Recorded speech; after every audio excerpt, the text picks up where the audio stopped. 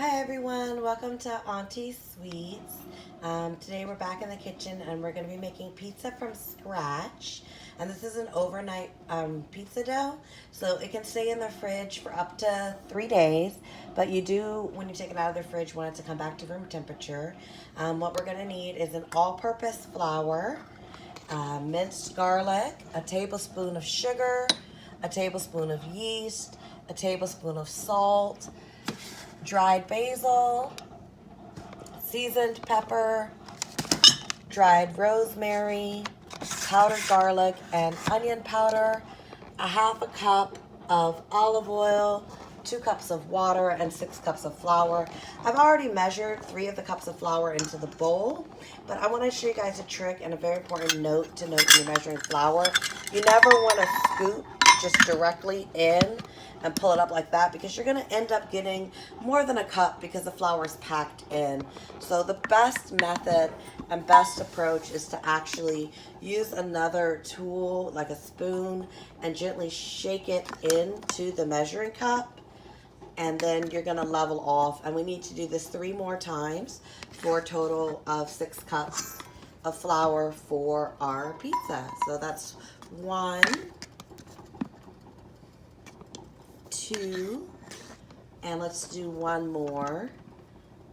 So we have 3, and just like I said, you scoop it in and then you level it off, and that way you ensure that you get even cups of flour. So now we're at the bowl, and we're gonna whisk together the dry ingredients, and this will keep the salt from killing the yeast, and mix everything together. So the tablespoon of sugar, tablespoon of yeast, and tablespoon of salt. Okay, and just give that a good whisk. Now we're gonna add the minced garlic. This is a full bowl of garlic. So this is optional. I like to add it because I feel like it enriches the flavor of the dough as well as the spices. So we need a tablespoon about of each spice. This is the dried basil. I like seasoned pepper because it has both bell peppers and other peppercorns in it. So we're gonna add a tablespoon of that, and the flakes are really pretty and adds the color. We're gonna add a tablespoon of dried rosemary, a tablespoon of garlic powder, and a tablespoon of onion powder. Okay, and then we're just gonna whisk that again. And this dough is going to be a sticky dough, and for pizza, it's ideal that it's chewy. So we want the yeast to do the work and not to release too much gluten by overworking the flour once the wet ingredients are in. So it's going to be a rough, sticky looking dough. Okay, so we have a half a cup of extra virgin olive oil, and we need 2 cups of water.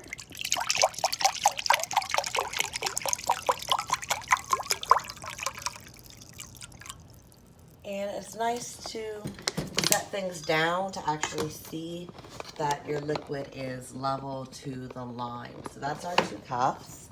We're just gonna pour that in the center. And we're just gonna take our rubber spatula and gently fold everything together.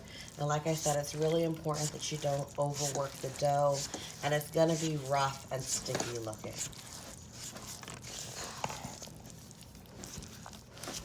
So we're just gonna give this a good mix until everything is just thoroughly combined. Okay, and the thing about breads and cakes and doughs is depending on the day or the weather, like if it's humid outside, your dough might have more moisture. Today is particularly dry, so I'm just gonna add a little more olive oil just to loosen up the dough, because it's just a little bit too tight. It's supposed to have a nice, sticky, rough appearance. Okay?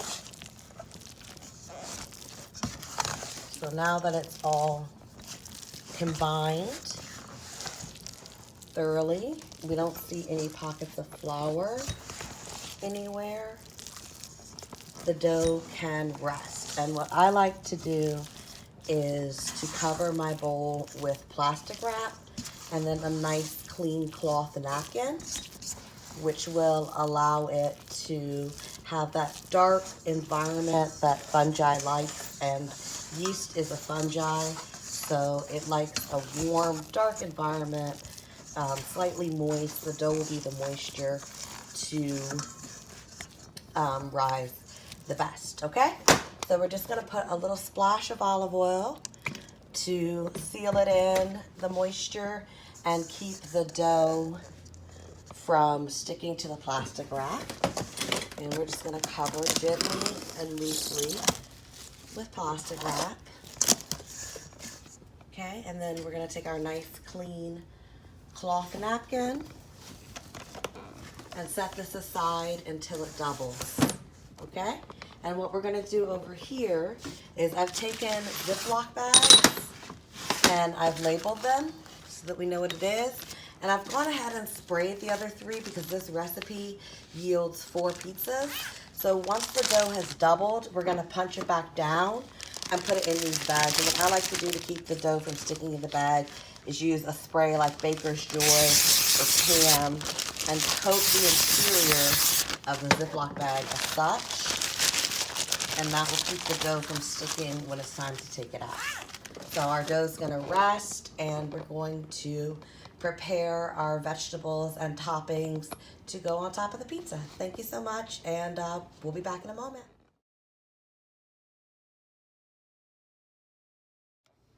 Okay, we've prepared our toppings. We have onions, green peppers, tomatoes, sausage, Parmesan cheese, mozzarella cheese. We're going to use canned crushed tomatoes in lieu of pre-made tomato sauce and sprinkle a little bit of basil and our seasoned pepper and stir in a little bit of olive oil. We're gonna gently flour our surface, take the dough and just shape it into a nice round shape. We wanna be careful not to overwork the dough to release the gluten. And we're just gonna go ahead and roll it. What I'm actually using as a rolling pin is a fondant roller. It's a smooth, hard plastic, but any rolling pin will do the job. If you don't have a rolling pin, you can use the side of a cup and just roll out your dough. And I'm going to do the round one first. So I'm just gonna gently roll the dough, set it on the round pan. And the easiest way to do this is by folding the dough in half, as such, so you have a half circle, lifting it onto the pan and opening it out. We're gonna roll out all the doughs and set them aside, but let me show you for the square pan baking sheet, for those who don't have pizza pans, you simply take a small amount of cornmeal, not too much, and sprinkle it across the parchment paper. This will allow the crust to crisp and allow the space and air that the holes in the round pans have. Regular pizza, you want to gently take the dough and make an oblong shape with it. It'll be easier to control, and again, being mindful not to overwork the dough. We're going to proceed to roll this. And what I like to do is to actually flip the dough. You can sprinkle a little bit of flour and flip it, and this will keep it from sticking. And we just want to be careful not to incorporate too much flour into the dough as we're rolling it, as that will dry it out and it won't have that nice chewiness that we're aiming for, quintessential Italian pizzeria pizza. So once we have that rolled out, we're gonna fold it down in half, grab our cookie sheet, lift, and place.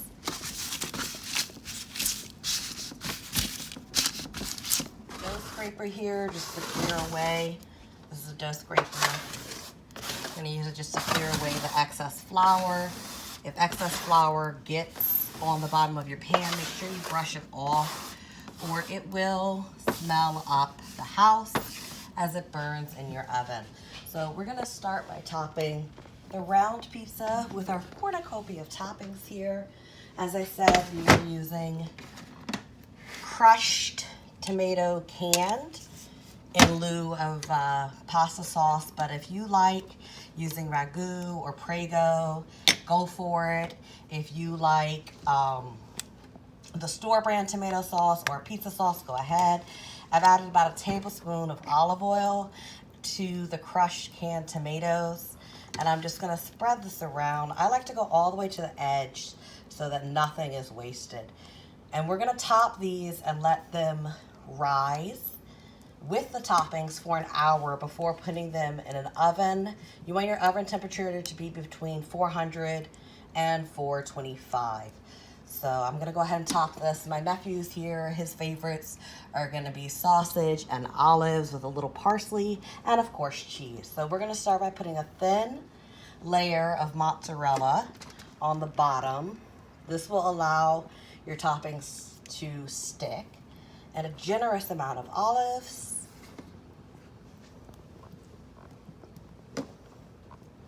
As he's a growing boy, he needs to have lots of protein, so we're gonna be very generous with the sausage.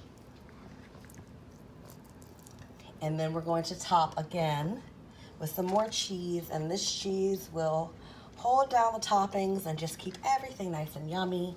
A little Parmesan, add some more flavor. And we're gonna sprinkle a light amount of parsley on top, which would be decorative. Mainly, we used curly leaf parsley here. They were out of the Italian flat leaf, whatever your preference is, or you can use fresh basil. Unfortunately, I did not have any at the market, so I'm gonna go ahead and use this freeze-dried basil and just a light dusting. And you can also dust the tomato sauce itself if you wanted to. And just a little bit of seasoned pepper, which will add, again, that beautiful coloration. And I'm gonna go ahead and top the other 4 pizzas as my guests demand and set them in the oven. We'll be back. We have 4 topped and rising pizzas here. We want them to rise for about an hour before you put them in the oven with the toppings on it. And so what we're gonna do is we're just gonna touch up the pans so that we don't have toppings sticking, making it hard to remove. And a trick for that is just to put the smallest amount of oil around the edge of the pan and just kind of tap the dough inward and push the toppings upward. And since the dough has just begun to rise, this extra olive oil would just soak in and shouldn't burn on the bottom of the oven. If it does, don't be frightened. Just don't scare your neighbors. Turn on some fans and open some windows if it gets smoky, and alarms start going off. Very simple solution. All right, we're gonna let these rise for an hour and put them in the other one that's going to go in the oven. We're gonna cook that for about 10 to 15 minutes, depending on your oven, at 400 degrees. So good luck, little guys. Nice and bubbly, with the bottom being ever so golden brown. And so this pizza just needs about 3 more minutes in here for the cheese to just get a little bit bubblier. And that will be the last of the 4. Once the 4th pizza comes out, all your friends will get all their favorite toppings. Pizza party for friends and family. We whipped up a little bit of salad with some carrots, tomato, cucumber, and mixed greens. And as you can see, we have a nice, chewy, and crispy crust for everyone to enjoy. Mmm, delicious. Make sure you like this video and subscribe to my channel, Aunties Sweets. Thank you.